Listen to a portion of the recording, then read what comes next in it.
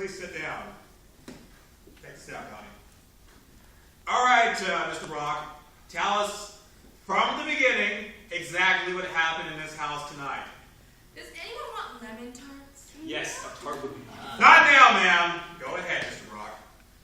Okay, let's see. The story, as it happened, as I remember it, as I'm telling it. Oh God. Well, here it goes. At exactly 6 o'clock tonight, I came home from work.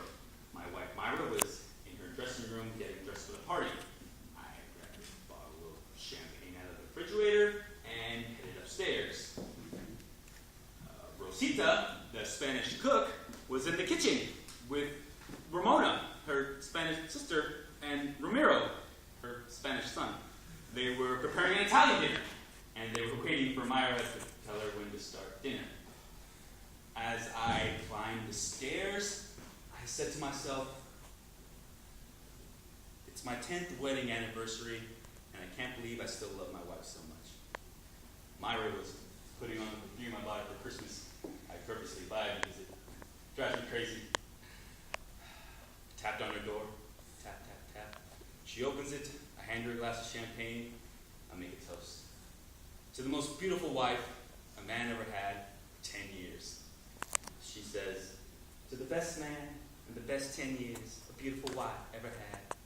We drink, kiss, we toast again. To the loveliest skin, on the loveliest body that has never aged a day. 10 wonderful years. She toasts, to the gentlest hands ever touched, the loveliest skin that has never aged a day in 10 wonderful years. We drink, we kiss, we toast. We drink, we kiss, we toast. By 7 o'clock, the bottle's finished, my wife is sloshed, and I am completely toasted. Then, I smell the perfume. Ah, the perfume I can never resist. I loved her in that moment with as much passion and ardor as the night we were first newlyweds.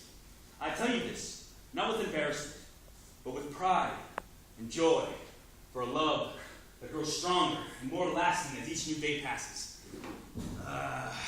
We lay there, spent, naked, in each other's arms, complete in our happiness. It's now 8 o'clock, and outside, it's grown dark. Suddenly, a gentle knock on the door. The door opens.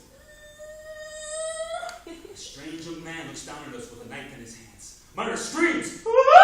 I jump up, run for the gun in my drawer. Myra grabs a towel, shields herself. I rush back in with a pistol, ready to save my wife's life. Strange young man says in Spanish, Yo quinto se diablo enchilada porquesa en quinto minuto.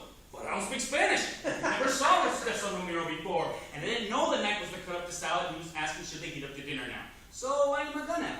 Myra screams, pulls my arm, the gun goes off, and shoots me in the earlobe. Rosita San Ramiro runs downstairs and tells Rosita and Ramona, Mamacita, mire que pasa el hombre allá abajo allá, el hombre que loco, que bang bang. The crazy man took a shot at him. So Rosita and Ramona and Ramiro leave in a huff. My earlobe is bleeding all over Myra's new white dress. Suddenly, it's the first guest.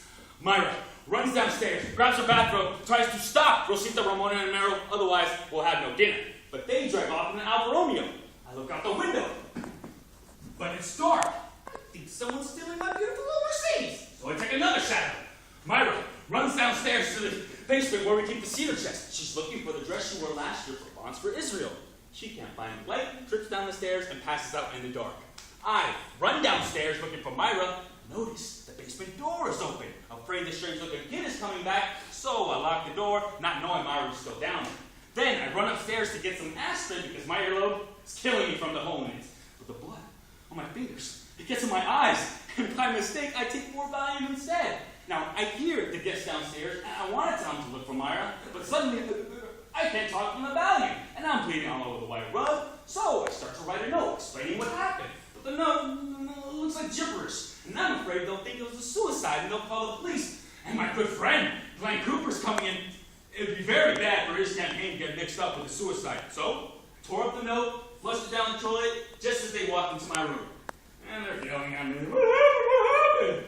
And just before I could tell them what happened, I passed out on the bed. And that's the whole goddamn story. Sure as my name is,